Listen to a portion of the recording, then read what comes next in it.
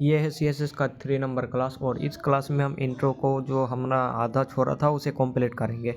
तो ये हमारा वेबसाइट कुछ बन रहा है, आप देख सकते हो। CSS के मदद से हमने डिज़ाइन काफ़ी लुक दिया है और बाकी चीज़ें मैंने जो दिखाया था पहले वो तो मैंने अभी हाइड कर दिया है ताकि वो ना दिखे और मुझे बार बार इस तरह से स्क्रॉल ना करना पड़े।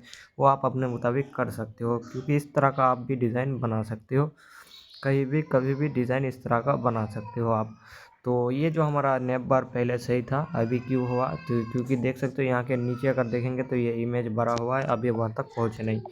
और हमारा कहाँ पर इंट्रो में था, तो इस इंट्रो में अभी देखेंगे हम हमारा जो अगला सेशन था यहाँ इंट्रोडक्शन, ये सारा चीज़ हमने जान लिया है पिछली वीडियो में। अगर आप नहीं जाना तो आपको जानना चाहिए और जानने के लिए आप चले जाओ पिछले वाली क्लास में, पहले उसे कंप्लीट करो। और यहाँ पर हमारा क्या है इन्फॉर्मेशन, ये नहीं इस जगह से थे ना हम, ये फर्स्ट सेकंड नहीं, ये भी नहीं, चले कहाँ पर थे यार, हिस्टोरी ऑफ कैस्केडिंग, अच्छा हिस्टोरी तो हमने देख लिया था। तो वेबसाइट डेवलप विदाउट वो CSS, हम आज का जो सेशन हम पढ़ेंगे ना इंट्रो में, तो वो क्या है वेबसाइट डेवलप विदाउट CSS, यानी CSS के बगैर हमारा वेबसाइट अगर डेवलप करेंगे तो वो कैसा होगा, उसका लाइव एग्जांपल भी मैं आपको दिखाऊंगा। कुछ वेबसाइट को मैंने लाया है जो बगैर CSS से बना है। तो अभी पहले देखते हैं HTML से पहले और बिना CSS के बनाया गया वेबसाइट इंटरनेट के अर्ली डेज में एग्जिस्टिंग करते थे। ये वेबसाइट सिंपल और टेक्स्ट बेस्ड थे जिनमें कोई एडवांस स्टाइलिंग और फॉर्मेटिंग नहीं होती थी। नीचे कुछ ऐसी वेबसाइट का एग्जांपल्स है जो CSS का इन्वेंशन को पहले या बिना CSS के बनाया गया था। तो फास्ट वेबसाइट क्या है, कैर्न्स फास्ट वेबसाइट, ये CERN वेबसाइट जो बना था वो फास्ट पहला वेबसाइट था जो CSS से पहले था, वो पहला वेबसाइट था। तो अभी HTML का पहला वेबसाइट ये नहीं है, ये HTML का पहला वेबसाइट नहीं है, ये फर्स्ट वेबसाइट है जिसमें CSS यूज़ हुआ था और यूज़ हुआ था फर्स्ट टाइम।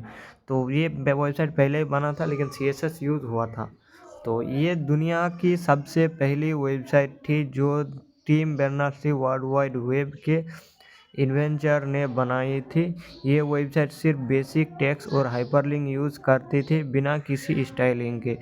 लाइव है और हिस्टोरी के लिए प्रिजर्व्ड है। आप इस वेबसाइट में जाकर ना हिस्टोरी भी देख सकते हो। ये ओपन क्यों नहीं हुआ, ये मेरा, अच्छा डेटा तो ओपन है लेकिन पेज ओपन नहीं हुआ। यहाँ पर क्या करूँगा मैं, अभी जाऊँगा ना तो इस URL को ही कॉपी कर लूँगा। यहाँ पर हमारे पास है ना URL, चलिए आ जाओ। URL कहाँ पर है, ये हमारा कौन सा है, URL को देखेंगे। ये CSS का लिमिटेशन, CSS फिजिकल इफेक्ट, ये हमने शायद देखा था। तो यहाँ पर स्पेसिफिसिटी, अच्छा इस OL से पहले जाएं तो हमें मिल जाएगा जो हमें चाहिए। यहाँ पर इंफॉर्मेशन, ये इंट्रोडक्शन के अलावा CSS का नाम, हम कहाँ पे थे यार, हम कोई टेक्स्ट फाइंड करके आ सकते हैं ना। तो डायरेक्टली हमारा क्या है, इससे फाइंड करते हैं, ठीक है। तो यहाँ पर सर्च कर लेंगे, डायरेक्ट ही पहुँच जाएंगे ना हम, यहाँ से इसे फाइंड कर लेंगे। ये हम आ गए। तो अभी हमारा जो ये URL है ना, इस URL को मैं क्या करूँगा, कॉपी कर लूँगा। तो ये मैं कॉपी करके गूगल क्रोम में पहुँच सकता हूँ।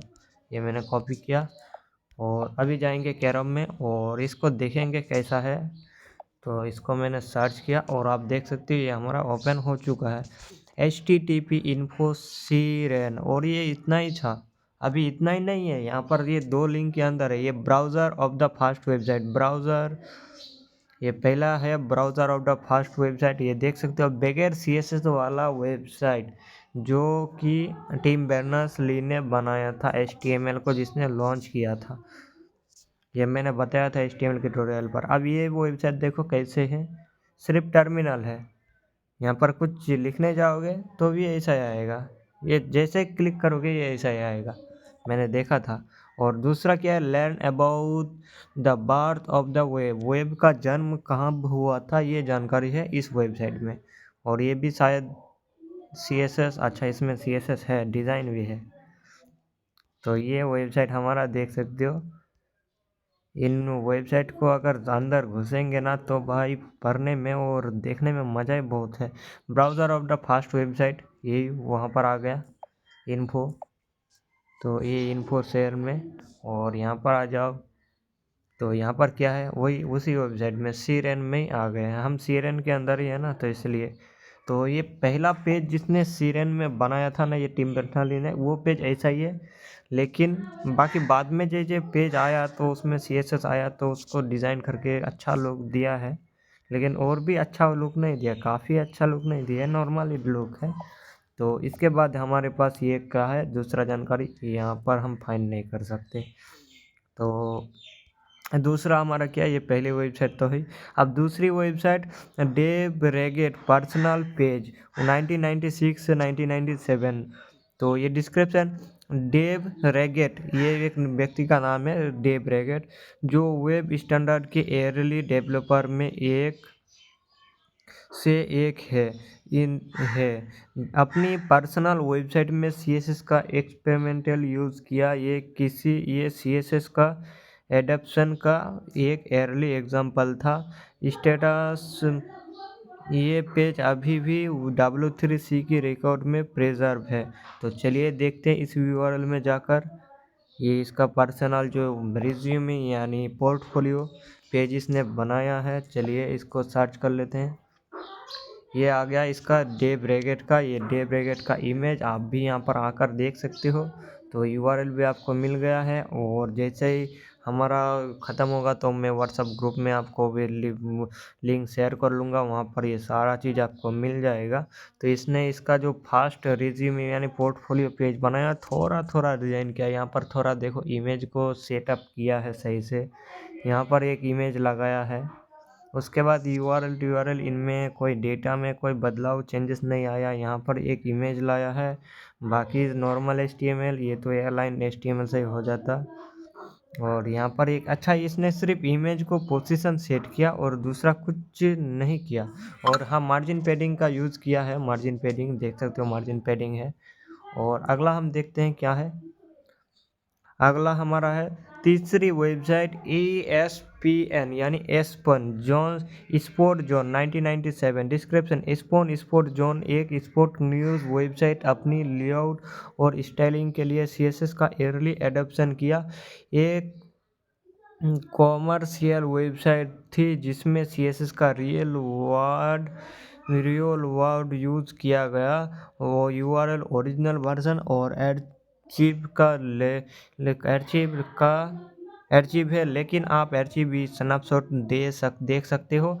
यहाँ पर हमारा URL है, इसको ओपन कर लेंगे ना तो web.archive। और अब देखो हमारा ये न्यूज़ वेबसाइट जो स्पोर्ट्स जेन ने बनाया था, कंपनी ने। तो ये लोड ही होने में इतना टाइम लग रहा है, तो हमें क्या देख पाएंगे। ये हो गया न्यूज़ वेबसाइट, ये स्पोर्ट जॉन का न्यूज़ वेबसाइट। यहाँ पर PDF सर्च कर सकते हो, ये क्या क्या चीज़ें दिया है। time.com कीवर्ड सर्च करो, वेबसाइट सर्च करो, और ये न्यूज़ फाइंड करो। ये टूल कैरोम का एक्सटेंशन भी है, सफारी का एक्सटेंशन है, फायरफॉक्स का एक्सटेंशन। अरे यार, इसने एंड्रॉयड ऐप भी बना के रख दिया। ये सॉफ्टवेयर में जाएंगे तो ये ऑल सॉफ्टवेयर पे क्लिक करते हैं। ये काफ़ी वेबसाइट का लुक तो अच्छा नहीं है, लेकिन यहाँ पर फिर ग्रेड यूज़ किया। मॉडर्न वर्जन में चल रहा है, लेकिन फिर भी मॉडर्न डिज़ाइन नहीं कर पा रहा है।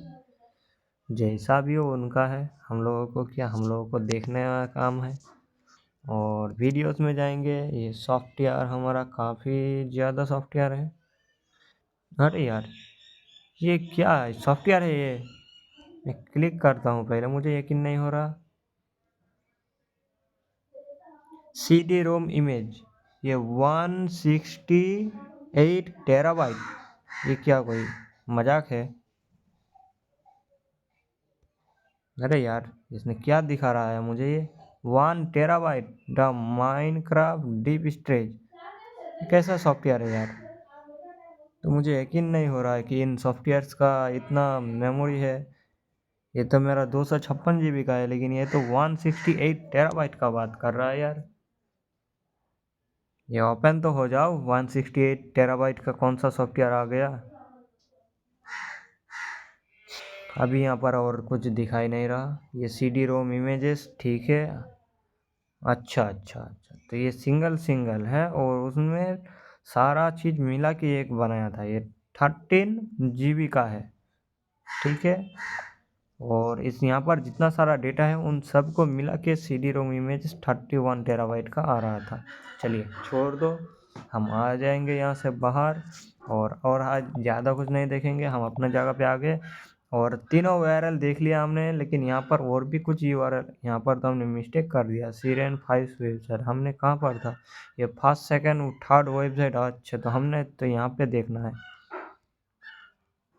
ये 3 वेबसाइट जो हमने देखा था ना, पहली वेबसाइट, तो ये हमारा पहली वेबसाइट W3C का ही है। और CSS का अपडेट्स आपको यहाँ पर मिल जाएगा। जैसे मैंने बोला था लेवल 4, यहाँ पर आप देख सकते हो डिस्प्ले लेवल 4, लेआउट लेवल और लेवल 5 भी आ रहा है कुछ कुछ चीज़ों का CSS ओवरफ्लो का। तो ये हमारा वही चीज़ है लेवल। तो हमारा जो CSS 4 है ना, वो 4 है, लेकिन असल में वो लेवल है। तो यहाँ पर हमने ये 3 वेबसाइट का पहले ये पहला, दूसरा और ये तीसरा हमारा ये पेपर रैकेट का देखा, आर्चिव भी देखा, यहाँ पर ये वाला। तो इन तीनों वेबसाइट हमारा जो CSS में पहला बना था। CSS का ऑफिशियली 1996 में इंट्रोड्यूस होने के बाद शुरू हुआ था, और तभी पहली बार वेबसाइट में स्टाइलिंग के लिए CSS का यूज़ किया गया। CSS इम्प्लीमेंट करने वाली एक्सपेक्ट पहली, दूसरी और तीसरी वेबसाइट का हिस्टोरिकल रिकॉर्ड स्पेसिफाई नहीं है, लेकिन कुछ नोटेबल एग्जांपल है जो CSS एडॉप्शन की अर्ली स्टेजेस में प्रोमिनेंट थे। और ये हमने CSS में जो पहला, तीसरा, दूसरा, तीसरा 3 वेबसाइट बना था वही, लेकिन ये भी कंफर्म नहीं कि इन तीनों ही पहला वेबसाइट है। तो उसके बाद यहाँ पर फर्स्ट वेबसाइट था, उसके बाद स्पेस जेम। ये वेबसाइट तो काफ़ी क्रिटिकल वेबसाइट है। चलिए इसको ओपन करते हैं ना, स्पेस जेम को। यहाँ से हम URL पूरा कॉपी करना है टेक्स्ट से, तभी ये कॉपी हो रहा है। और ये कॉपी हो गया ना। अब जाएंगे कैरम में और इसको फाइंड करेंगे। स्पेस जेम ये थोड़ा गेमिंग जैसा टाइपिकली है। ये क्यों स्पेस जेम में नहीं आया? यहाँ पर ये W3 हिस्टोरी का कहाँ पर आ गया? हम स्पेस जेम था ना, और नहीं, ये हिस्टोरी था। तो ये हिस्टोरी वेबसाइट है जो पहली वेबसाइट है, और इसमें भी CSS यूज़ नहीं होता। और तब के ज़माने में ये जो कंप्यूटर चल रहा था ना, कुछ इस तरह का ग्राफिक्स उन्हें दिखते थे, और इन्हीं को समझ के उस लोगों ने काम करते थे। हमें तो कुछ ये समझ नहीं आता, क्योंकि हम लोग जो है मॉडर्न ज़माने में हैं, और ये ओल्ड ज़माने में ऐसा ही चल रहा था कंप्यूटर का स्क्रीन। और ये 1945 से लेकर हमारा ये हिस्टोरी है। और यहाँ पर आओगे ना तो आपको काफ़ी हिस्टोरी मिल गया, लेकिन अभी आप हिस्टोरी पढ़ सकते हो। ये क्या हुआ? मेरा जो वेबसाइट पेज था वही क्लोज हो गया, जिसे नहीं होना था। और चलिए आ जाते हैं दोबारा। और क्या है हमारा, कहाँ पर थे हम? यही पर थे ना, स्पेस जेम। ये दूसरा स्पेस जेम था ना, ये क्या हो रहा है? सीरियन तो हमने गया था, ये स्पेस जेम ही था, तो तीसरा क्यों आ गया था वहाँ पर? एक कॉपी, और इस बार स्पेस जेम को पेस्ट करते हैं, ये स्पेस जेम वाला। ये देखो स्पेस जेम, ये कुछ इस ऐसा ही है। ये टर्म्स कंडीशन प्राइवेसी, ये सारा चीज़ है। अब यहाँ पर मैं क्लिक करूँगा ना, तो क्लिक, ये इन जो सोलर्स है ना, इन सोलर्स पर हम क्लिक कर सकते हैं। यहाँ पर देख सकते हो क्लिक हुआ। अब ये स्पेस जेम होम पेज, फिर से वही पर क्लिक करो, और ये ऐसा ही है, कुछ है तो नहीं। लेकिन अच्छा, यहाँ पर रिकॉर्ड आया, फिर अभी इनको एक लिस्ट में आ गया। कुछ ही नहीं है यहाँ पर, ऐसा ही दिख रहा है, ऐसा ही चलेगा सारा दिन वैसा ही होगा। और ये हमारा हिस्टोरी था, हिस्टोरी को तो हमने देखा। और IMDb की वेबसाइट जो हमारा अर्ली वर्जन अभी अपडेट होकर ऐसा आया है, देख लो एक बार अपडेट होने के बाद कैसा दिख रहा है। अपडेट से पहले तो बगैर CSS वाला ही था। IMDb ये मूवी का कंपनी है, आप सबको पता होगा जितने भी व्यूअर्स हैं IMDb क्या है।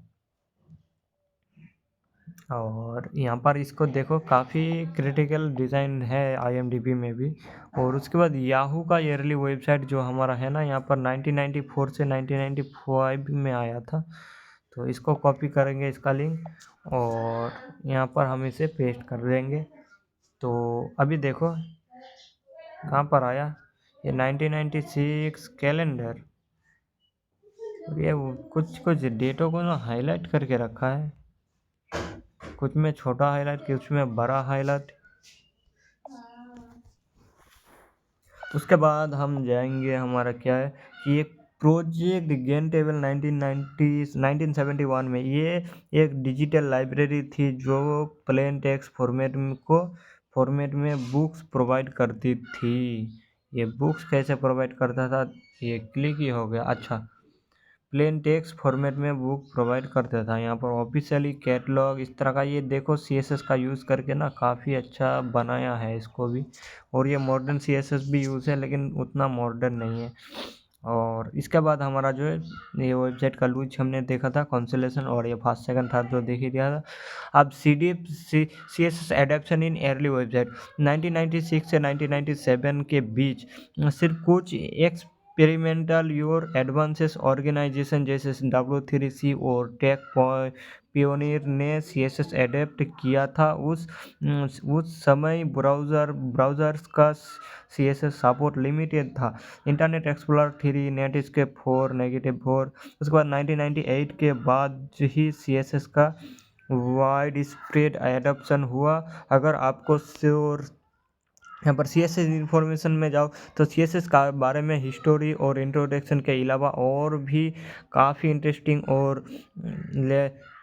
और इनसेजिन जानकारियाँ है जो आपको व्यूअर्स और लेनर के लिए यूज़फुल हो सकता है। नीचे कुछ addition non code based information दिया गया है। CSS का नाम कैस्केडिंग क्यों, अब आप देखोगे CSS का फुल फॉर्म, और CSS टेक्स्ट में आप देखो पहले वर्ड में C आ रहा है, C का फुल फॉर्म। तो सी का मीनिंग हमारा कैस्केडिंग होता है। एस, पहला एस का मीनिंग स्टाइल और दूसरा एस का सीट।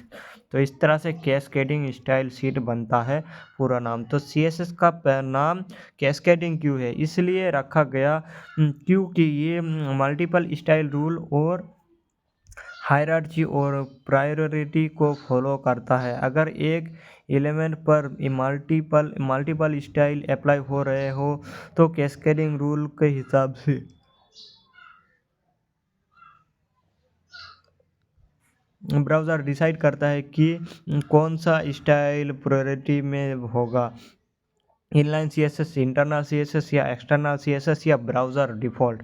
तो CSS का एवोल्यूशन और उसका इम्पैक्ट। CSS के आने के बाद वेबसाइट पर सिर्फ टेक्स्ट बेस्ड डॉक्यूमेंट्स का से विजुअली इम्प्लाइड एप्लिंग और यूज़र फ्रेंडली डिज़ाइन में बदल गया। पहले डेवलपर्स को और टैग्स का मिसयूज़ करके डिज़ाइन बनाना पड़ता था जो काफ़ी लिमिटेड और टाइम कंज्यूमिंग था। CSS ने ये सब सिंप्लीफाई कर दिया। रिस्पॉन्सिव डिज़ाइन का कॉन्सेप्ट CSS आने के बाद ही पॉसिबल हुआ। CSS और ब्राउज़र के रोल। CSS का सपोर्ट है ब्राउज़र में अलग अलग टाइम पर इंट्रोड्यूस हुआ। इंटरनेट एक्सप्लोरर 3 1996 में इस CSS सपोर्ट देने वाला पहला ब्राउज़र था, लेकिन उसका इम्प्लीमेंटेशन काफ़ी लिमिटेड था। आज एक मॉडर्न ब्राउज़र जैसे गूगल क्रोम, मोजिला फायरफॉक्स और सफारी CSS 3 और नए फीचर्स को फुली सपोर्ट करते हैं।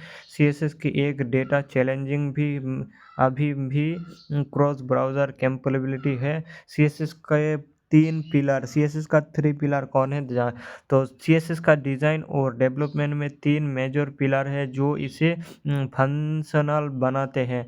एक तो हो गया expression of content the end design. HTML और CSS का अलग रखना वेबसाइट को मेंटेनेबल बनाता है। HTML का फाइल अलग, CSS का फाइल अलग, ये हमारा ब्राउज़र को मेंटेनेबल बनाता है, क्योंकि एक ही पेज में अगर हमारा HTML पेज में CSS हो गया तो लोड होने में काफ़ी आ जाएगा, ब्राउज़र उसको रीड करने में काफ़ी टाइम लगाएगा और लोड होने में काफ़ी ज़्यादा कैपेबिलिटी होगा। इसीलिए हमारा फ्लेक्सिबिलिटी CSS एक ही वेबसाइट को अलग अलग डिवाइस कस्टमाइज करने हैं फ्लेक्सिबिलिटी देता है। Accessibility CSS visually impaired users के लिए एक्सेसिबल टूल्स के साथ इंटीग्रेट होता है। CSS और ब्रांडिंग CSS से ब्रांडिंग भी होने लगा। CSS का यूज़ सिर्फ डिज़ाइन के लिए नहीं बल्कि ब्रांडिंग के लिए भी यूज़ होता है। कंपनीज अपने यूनिक कलर स्कीम फॉन्ट और लेआउट्स के लिए CSS का यूज़ करते हैं जो उनका ब्रांड आइडेंटिटी करता है। जैसे एग्जांपल नेटफ्लिक्स का रेड ब्लैक थीम, फेसबुक का ब्लू और वाइट थीम, इसी तरह यूट्यूब का भी वाइट ब्लैक और रेड थीम। इसी तरह और भी वेबसाइट में देखोगे कुछ मेजर कलर ही है और मैं अभी आपको दिखाऊंगा। जो मैं भी ये वेबसाइट अभी डिज़ाइन कर रहा हूँ इसमें भी आप देखो कलर एक ही टॉपिक का ही है, blue blue blue blue white ये ब्लू से रिलेटेड ही है। और कुछ कलर हमारा यहाँ पर पिंक भी है जो हमारा पर्पल की तरह दिख रहा है। और मैंने जितने भी इमेज भी लगाया सब में ब्लू का यूज़ हुआ है, बगैर ब्लू के मैं कुछ यहाँ पर यूज़ कर ही नहीं रहा हूँ। तो मेरा जो ब्रांडिंग है और मैंने यहाँ पर जो कलर में जो चाहिए मैंने डिसाइड कहाँ पर किया था, यहाँ पर मैंने डिसाइड करके रखा है। जो हमारा कलर है यहाँ पर रेड है, इसमें से यहाँ पर मैं कौन सा कलर यूज़ करने वाला हूँ, ये वाला ये वाला ये वाला ये वाला ये वाला, यानी ये एक पहला, ये दूसरा, ये तीसरा, ये चौथा, ये पाँचवा, ये छठा और ये सातवां, ये आठवां और उसके बाद एक और था कौन सा, ये वाला था 9th और ये 10th। इस तरह से यहाँ पर मैं सभी कलर यूज़ करूँगा सिर्फ रेड को छोड़कर। रेड को मैंने एक्स्ट्रा ऐसे ऐड कर लिया। ये रेड छोड़कर यहाँ पर कितना कलर है, 4 8 12 4 16 कलर है। इन 16 कलर से ही मैं वो वेबसाइट बना रहा हूँ। तो इसी तरह आप कलर फाइंड कर सकते हो और उसके बाद भी आप अपना डिज़ाइन का काम शुरू कर सकते हो। तो ये होता है ब्रांडिंग। CSS आने के बाद ही ये हुआ है। और यहाँ पर इंफॉर्मेशन में थे ना हम, तो क्या CSS का 3 पिलर और ब्रांडिंग। अब CSS का रोल मोबाइल फास्ट डिज़ाइन में। CSS में मोबाइल फास्ट डिज़ाइन का कॉन्सेप्ट इंट्रोड्यूस किया जिसमें वेबसाइट पहले स्मॉल स्क्रीन के लिए बनाई जाती है फिर लार्ज स्क्रीन्स के लिए अभी एडेप्ट की जाती है। मीडिया क्वेरीज और रिस्पॉन्सिव लेआउट CSS के पावरफुल टूल है जो मोबाइल फ्रेंडली डिज़ाइन पॉसिबल बनाते हैं।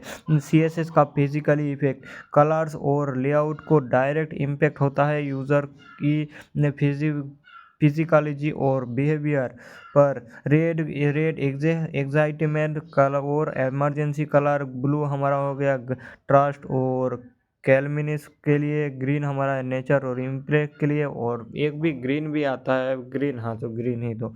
और भी बहुत सारा कलर है, कुछ ऑरेंज कलर इन्फोर के लिए आता है और भी अलग अलग जगह के लिए हमारा कलर आता है। रेड हमारा वार्निंग के लिए, अर्जेंसी। CSS का यूज़ करके developer specific emotion response trigger कर रहे हैं। CSS का लिमिटेशन, CSS पावरफुल है लेकिन इसके कुछ लिमिटेशन भी है। क्रॉस ब्राउज़र कैपेबिलिटी, हर ब्राउज़र CSS को अलग अलग तरीके से रेंडर कर सकते हैं। कॉम्प्लेक्स लेआउट, बहुत ज़्यादा कॉम्प्लेक्स लेआउट के लिए कभी कभी CSS को जावास्क्रिप्ट के साथ भी यूज़ करना पड़ता है। डिबगिंग, लार्ज CSS फाइल में स्पेसिफिक इशू फाइंड करना चैलेंजिंग हो सकता है। उसके बाद CSS कम्युनिटी और इवेंट, CSS की पॉपुलैरिटी के साथ दुनिया भर में इस पर डिस्कशन और इवेंट्स होते हैं। CSS डे, एक एनुअल इवेंट जो CSS का एडवांस कॉन्सेप्ट और टेक्निक पर फोकस करते हैं। सैमसंग कॉन्फ्रेंस, CSS और वेब डिज़ाइन के प्रोफेशनल के लिए एक प्लेटफॉर्म। ऑनलाइन कम्युनिटीज़ जैसे कोडपेन और CSS ट्रिकी ने डिज़ाइनर्स के लिए इंस्पिरेशन और रिसोर्सेज प्रोवाइड करते हैं। इसके बाद CSS का कुछ फन फैक्ट देख लो। CSS के बिना दुनिया की सबसे पॉपुलर वेबसाइट, CSS के बिना दुनिया की सबसे पॉपुलर वेबसाइट कौन सा, गूगल, फेसबुक, अमेजन, ड्यूएल और अनअट्रैक्टिव लगती। सीएसएस के का एक हिडन प्रॉपर्टी क्लिप पाथ है जो एलिमेंट्स को कभी किसी भी शेप में क्रॉप कर सकते हैं। इसके बाद सीएसएस में एनिमेशन है। एनिमेशन में एक प्रॉपर्टी यूजिंग है ईजिंग, जो एनिमेशन को नेचुरल और रियलिस्टिक बनाता है। सीएसएस में जेड इंडेक्स प्रॉपर्टी से लेयर्स का कंट्रोल किया जाता है। इससे आप एलिमेंट्स के को ऊपर या नीचे ला सकते हैं। सीएसएस का एक in modern web development. CSS आज एक वेब डेवलपमेंट में इसेंशियल है और नए ट्रेंड्स का पार्ट है। Dark mode support. User preference के अकॉर्डिंग लाइट और डार्क थीम बनाने के लिए CSS variable reusable value define करने के लिए कस्टम फॉन्ट्स, गूगल फॉन्ट्स और वेब बेस्ड फॉन्ट्स का थ्रू। CSS validation. सीएसएस का सिंटैक्स चेक करने और एरर्स फिक्स करने के लिए सीएसएस का एक वैलिडेशन सर्विस भी होते हैं। तो इस सीएसएस वैलिडेटर पर क्लिक करेंगे और हम आप यहाँ पर विजिट कर चुके हैं और यहाँ से हम अपना जो सीएसएस फाइल जो लिखे हैं सीएसएस कोड वहाँ उसको हम डायरेक्ट देख सकते हैं। तो सबसे पहले आता है बाय यूआरएल। अपनी वेबसाइट का यूआरएल यहाँ पर आप पास कर लो। उसके बाद सीएसएस लेवल 3 है हमारा, तो लेवल 3 मोबाइल के लिए चेक करना। मोबाइल के लिए जहाँ पर चेक करना चाहते हो तो मैं यहाँ पर ही रहने दो। उसके बाद मीडियम यानी क्या है हमारा ओरल, बेयर, हैंडरेड। प्रिंटर के लिए, स्क्रीन के लिए, टीवी के लिए तो हम स्क्रीन के लिए करेंगे। इसके बाद वार्निंग, हम सारा चीज़ चाहते हैं जो एरर है। इसके बाद वेंडर एक्सेप्टेंस एरर और वार्निंग हम दोनों ही चाहते। इसके बाद यूआरएल पास करके इस तरह से चेक पर क्लिक करोगे तो वो चेक हो जाएगा एचटीएमएल और सीएसएस का डिज़ाइन कैसा है, सही है कि गलत है। इसके अलावा अगर आपके पास खुद का, अगर आपने वेबसाइट अभी तक लॉन्च नहीं की, क्या आपके पास फोल्डर है उसका फाइल है सीएसएस का, तो यहाँ से क्लिक करो और सीएसएस फाइल को अपलोड कर सकते हैं। यहाँ पर सीएसएस को फाइल को अपलोड करोगे तो यहाँ पर क्लिक करके अपना जो सीएसएस फाइल अपलोड कर सकते हो यहाँ पर। और यहाँ पर फाइल अपलोड नहीं होगा, मेरा अभी एनराइटर पर है। यहाँ पर फाइल अपलोड होगा और वही सारा चीज़ सेलेक्ट कर सकते हो। इसके बाद डायरेक्ट इनपुट भी कर सकते हो। यहाँ पर जैसे मैं देख रहा हूँ ना बी टैग, ये बी टैग का बी स्मॉल होता है लेकिन मैंने कैपिटल लिखा, तो अभी इसने बता देगा कि अगर ये गलत होगा। तो यहाँ पर मैं COLOR कलर का भी C कैपिटल लिख रहा हूँ, तो COLOR कलर। इसके बाद यहाँ पर कर देंगे रेड और मैं इसे बंद कर दूँगा। अभी मैं चेक करता हूँ तो यहाँ पर देखो तो हमारा क्या है कि कॉन्ग्रेचुलेसन सीएसएस वैलिडेटर। यहाँ पर हमारा पी टैग है और इसने टैग फाइन कर लिया है W3 CSS और ये भी CSS। तो हमने जो डिज़ाइन किया है वो हमारा कुछ यहाँ पर देख सकते हो क्या है कि congratulation error, no error found. हम अगर एरर कोई नहीं है तो इस तरह से आप जान सकते हो। इसके बाद नीचे आ जाओ तो नीचे और भी है हमारा। यहाँ पर वैलिडेटर तो हमने देख लिया था, कहाँ पर ये वैलिडेटर चला गया। वैलिडेटर यहाँ पर हमारा ये पहली वजह से दूसरी, उसके बाद यहाँ से हम यहाँ पर थे ना वैलिडेटर। और इसी के बाद यहाँ पर सीएसएस में प्री प्रोसेसर, सीएसएस के कोड और मैनेजेबल और पावरफुल बनाने के लिए प्रोसेसर्स का यूज़ होता है, जैसे सास, सिस्टमेटिकली ऑसम स्टाइल शीट, उसके बाद लेस, उसके बाद स्टिलस। ये सीएसएस का कुछ पावरफुल टूल्स है, फ्यूचर है, इनका यूज़ आप कर सकते हो और मैं भी आपको सिखाऊंगा ना बाद में, तो आप घबराओ मत। ये वेरिएबल, नेस्टिंग और फंक्शन जैसे एडवांस फ्यूचर अलाउ करते हैं। इसके बाद सीएसएस में अभी नेस्टिंग जो फ्यूचर है ना, ये बहुत ही काफ़ी करीब आया है। ये शायद मुझे लगता है 2023 में आया था। सीएसएस फ्रेमवर्क, सीएसएस लिखने का काम आसान करने के लिए फ्रेमवर्क बनाया गया है। ये प्री राइटिंग सीएसएस स्टाइल्स और कंपोनेंट्स प्रोवाइड करते हैं, जैसे कि बूटस्ट्रैप, टेलविंड सीएसएस, फाउंडेशन, बाल्मा। इन सबको आप सीखोगे, आप बिल्कुल घबराओ मत, ये सारा चीज़ मैं आपको सिखाऊंगा। इसके बाद सीएसएस स्पेसिफिसिटी, इसे अभी इग्नोर करना ही पड़ेगा। जब तक आप सीएसएस का कोड नहीं लिखोगे तब तक ये सीएसएस स्पेसिफिसिटी इससे नहीं समझ सकते हैं। और आज तक अगर आपको कोई भी बोलेगा कि आप समझ जाओगे, बिल्कुल ये इम्पॉसिबल है, ये पॉसिबल है ही नहीं कि आप CSS का कोड ना लिखो और CSS का स्पेसिफिटी समझ गए।